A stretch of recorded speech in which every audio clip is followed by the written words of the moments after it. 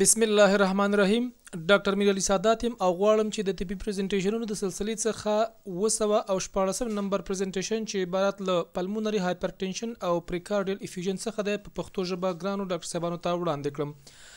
البته دغه پریزنټیشن د ډاکټرز فار افغانستان د ویب سایټ، فیسبوک او یوټیوب د لارې خپریږي. د یادونې وړ ده چې دغه پریزنټیشن یو ځل مخکې د محترم استاد ډاکټر صاحب بابوري لخوا په دری ژبه ژباړل شوی او د ډاکټرز فار افغانستان د ویب سایټ، فیسبوک او یوټیوب د لارې خپور شوی و. خدای دې وکړي چې دغه پریزنټیشن د ګرانو ډاکټر صاحبانو د توجه او د استفادې وړ وګرځي.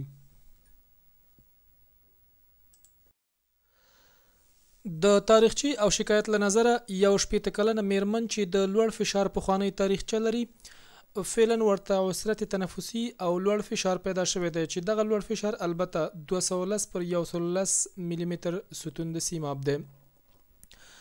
د پرایمري کیر ډاکټر لخوا نه دغه مریض تاسو ته ریفر کیږي چې مریض د ډسپنیا څخه شکایت کوي او کله چې یو بلاک وړاندې ځي مریض ته نفس قیدي یا ډسپنیا پیدا کیږي. مریض همدارنګه د فیور یا د تبې څخه هم شکایت کوي. البته مریض د سینې درد، دلبدي، استفراغ، سردردي او یا د سفر یا د کوم مریض سره د تماس تاریخچه نه لري. د پاست میډیکل هیستوري له نظره مریض هایپرټنشن او هایپرلیپیډیمیا لري.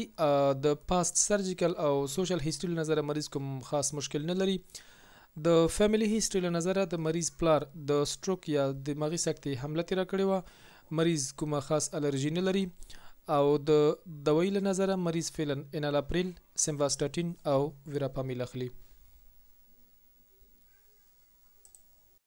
کله چې د مریض څخه د هغه د بدن د نورو سیستمونو په ارتباط پوښتنه وشوه بغیر د هغه نقطو څخه چې مخکې ذکر شول بل کوم خاص مشکل نه درلوده.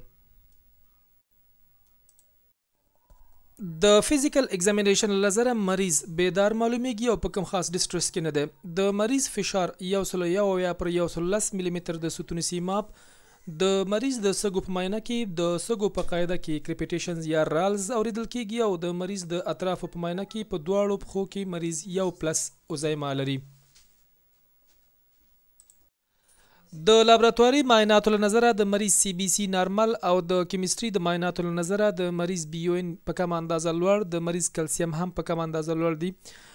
د مریض لیور فنکشن ټیسټ هم لږ اندازه باندې پورته تللی دي.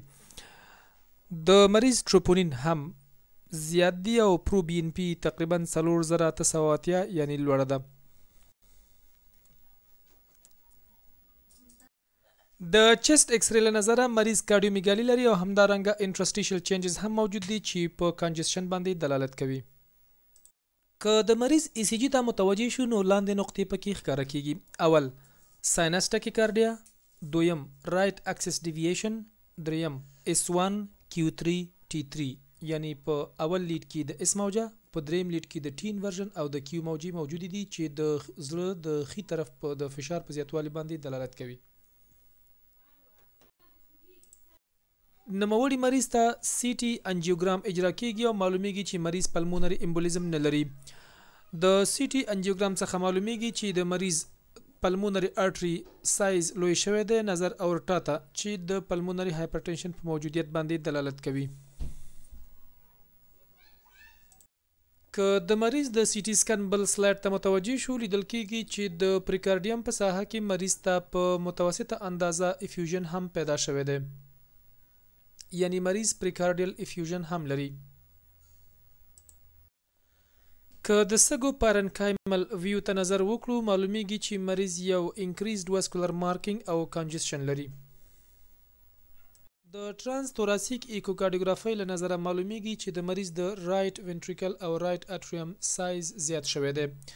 همدارنګه د انټروینټریکولر سپټم سرفیس اوار معلومیږي چې د خي طرف د وینټریکل د فشار د زیاتوالي په معنا ده. د مریض استیمیټډ پیک پریشر زیات دی یعنی 3 ملي متر ستون د سیماب. د دغه معاینې له نظره معلومیږي چې مریض په متوسط اندازه پریکارډیل افیوژن هم لري.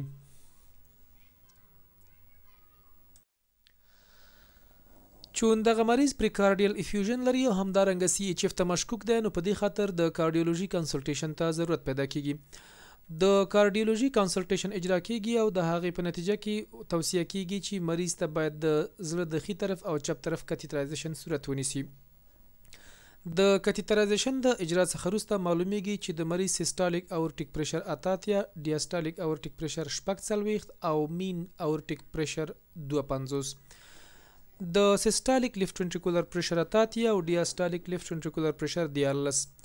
د سیسټالیک پلمونري آرټري پریشر 20 ډیاسټالیک پلمونري آرټري پریشر 22 او د مین پلمونري آرټري پریشر 49 دی. همدارنګه د مریض د پلمونري کاپیلري ویج پریشر 12/9 دی. د سیسټالیک رائټ وینټریکولر پریشر 20 او د ډیاسټالیک رائټ وینټریکولر پریشر 10 ملي متر ایچ جی دی. د کاتیترایزیشن معاینات راښایي چې د نوموړي مریض د پلمونري آرټري فشار زیات شوی، یعنی مریض پلمونري هایپرټنشن لري او البته کرونري آرټري ډیزیز نه لري. د مریض د پلمونري هایپرټنشن سبب کیدای شي د مریض د سږو پخواني تکلیفونه وي.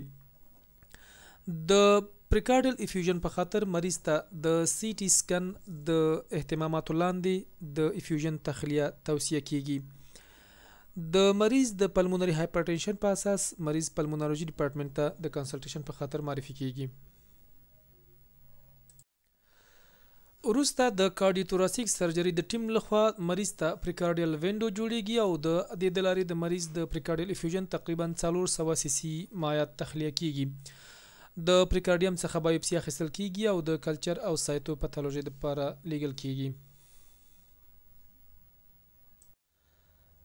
د مریض د پریکارډیل فلوید او پریکارډیل ټیشو د بایوپسي نتیجې یو انفلمیشن یا التهابي حالت راښایي، نور کومه اضافه پاتولوژي نه لیدل کیږي. د سیرالوژي معایناتو له نظره معلومیږي چې د مریض روماتوید فاکتور مثبت دی، همدارنګه د مریض سنټرومیر انټي باډي او ډبل سټرانډډ ډي ان اے انټي باډي هم زیاتې شوي دي چې د کولاجن واسکولر ډیزیز په معنا ده. د اجرا شوو معایناتو په رڼا کې نهایي تشخیص واضح کیږي او ویل کیږي چې نوموړی مریض پلمونري ارټیریل هایپرټنشن لري او همدارنګه مریض پریکارډیل افیوژن لري چې سبب یې کولاجن واسکولر ډیزیز یعنی سکلیرودرما ده. په دې خاطر مریض ته میتایل پروډنزولون ورکول کیږي چې د مریض وضعیت په قرار مخ په کېدو ده او مریض د پلمونري هایپرټنشن مرکز ته ریفر کیږي. هغه مهمه کلینیکی نقطې چې دغه جالب کیس څخه باید په یاد ولرو په لاندې ډول دي. د پلمونري ارټیریل هایپرټنشن تعریف په لاندې ډول دی. کله چې د پلمونري آرټري فشار په استراحت کې د 25 ملي متر مرکوري څخه زیات شي او یا د ایکسرسایز په وخت کې د 10 ملي متر مرکوري څخه زیات شي، د پلمونري ارټیریل هایپرټنشن په نامه یادېږي. البته په دغه مریضانو کې د پلمونري کاپیلري ویج پریشر معمولا د 14 ملي متر مرکوري څخه کم وي. په دغه ناروغانو کې په دوامدار شکل د پلمونري واسکولر ریزسټنس رامنځته کیږي چې دغه په رائټ وینټریکل باندې فشار راوړي او د هغې د شکل د تغییر سبب کیږي چې بل اخر دغه مریضان د ښي طرف د زړه عدم کفایي خواته ځي. د پلمونري ارټیریل هایپرټنشن په صورت کې لاندې امراض باید په نظر کې ونیول شي: سکلیرودرما، سیستمیک لوپوس اریتماتوزیس، میکسډ کنیکټیو ټیشو ډیزیز، روماتوید ارترایټس، کرونیک ترومبو ایمبولیک پلمونري ډیزیز، سارکویدوزیس چې یو سیستمیک ګرانلوماټوز ډیزیز دی. په هغه حالت کې چې کنیکټیو ټیشو ډیزیز د پلمونري هایپرټنشن سبب شي، معمولا پریکارډیل افیوژن هم ورسره موجود وي.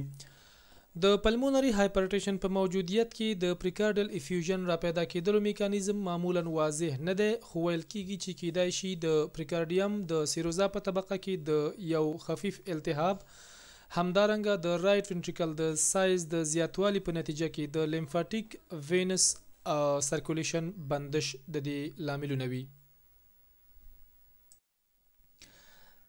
سیستمیک سکلیروزیس چې د کنیکټیو ټیشو ډیزیز یو شکل دی، د 2 څخه تر 20% حالتونو کې پلمونري ارټیریل هایپرټنشن هم د ځان سره لري چې دغه مریضانو د جملې څخه 40% پریکارډیل افیوژن هم لري. په دغه مریضانو کې د پریکارډیل افیوژن موجودیت د رایټ ventricle د عدم کفایي په معنا ده او البته دغه مریضان ښه عواقب نه لري.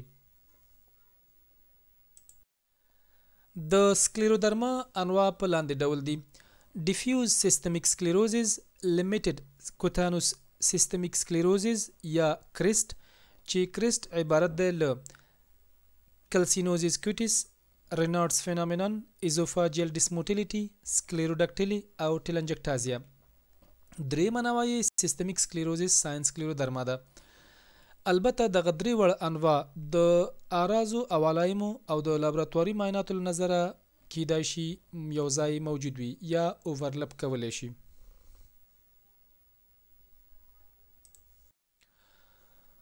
د انټي سنټرومیر انټي باډي یا ACA یوازې د سیستمیک سکلیروزز او لیمیټډ کوتانوس سیستمیک سکلیروزز یا کرست په حالت کې موجوده وي. د سیستمیک سکلیروزز ساین سکلیرودرما کلینیکی او لابراتواري نتایج د لیمیټډ کوتانوس سیستمیک سکلیروزز سره زیات تفاوت نه لري. هغه ناروغان چې ډیفیوز سیستمیک سکلیروزز لري په هغوی کې یوازې 5% د انټي سنټرومیر انټي باډي لري. البته د انټي سنټرومیر او د انټي سکلیرودرما 70 د انټي باډیو د موجودیت سپیسیفیسیټي د 9.5% څخه زیاته او سنسیټیویټي یوازې د 10 څخه تر 50% پورې ده. همچنان دکتر جوان ما از یک مطالعه دیگه استفاده میکنه که در این مطالعه مریضایی که کنکتیو تیشو elevated pro BNP و همچنان 6 minute walk در نزد مریضا کم می باشه و پریکاردیال افیوژن و پولمونری هایپرتنشن می داشته باشن، اینا را مورد مطالعه قرار میده. پریکاردیال افیوژن پور پردیکتور آف سروایول در نزد مریضا می باشه. البته وقتی که در نزد مریضا پریکاردیال افیوژن درینیج میگرده، در مرتلطی از این مریضا کدام تفاوت نمی آید. هغه ناروغان چې د پلمونری هایپرټنشن سره پریکارډیل افیوژن ولري د مرګومیر اندازه پکې زیاته ده.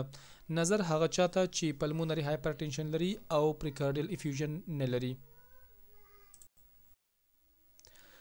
د تداوی په صورت کې هغه ناروغان چې پلمونری هایپرټنشن یې د کنیکټیو ټیشو ډیزیز له کبله وي، چایس دوا پکې فاسفوډایستریز 5 انهبیټرز دي چې عبارت له سیلډینافیل او ټاډلافیل څخه دي.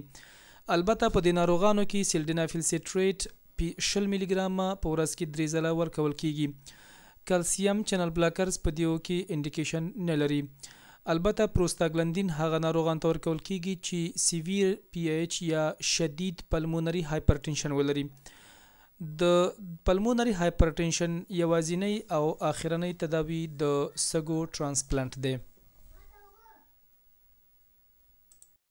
په اخر کې د ټولو هغه ډاکټر صاحبانو څخه چې تر اوسه یې دغه کیس زموږ سره تعقیب کړ یوه نړۍ مننه کوم.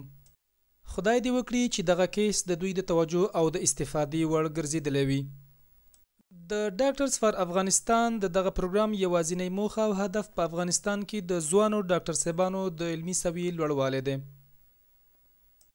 د دغه پروګرام د بهتروالي په خاطر که چیرته نظریات او پیشنهادات لرئ نو لطفا د محترم استاد ناصر اوریا سره د هغه د ایمیل د لارې چې naseroria@yahoo.com دی تماس نیولای شئ.